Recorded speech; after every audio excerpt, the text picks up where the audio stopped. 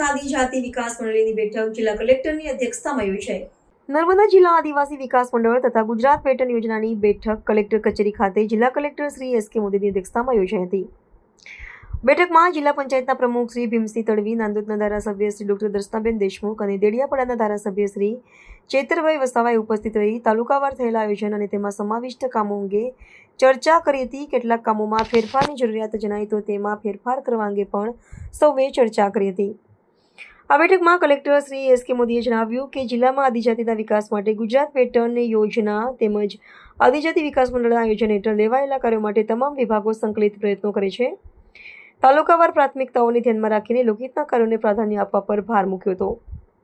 કલેક્ટરે સંબંધિત અધિકારીઓને નાણાકીય વર્ષ 2025-26 માટે સ્વીકૃતિ કામોની ગુણવત્તા પર વિશેષ ધ્યાન આપવા માટે અને ગ્રામ્ય સ્તરે જનસહભાગિતા દ્વારા પારદર્શક રીતે કાર્યો થાય તે સુનિશ્ચિત કરવા સૂચના આપી હતી।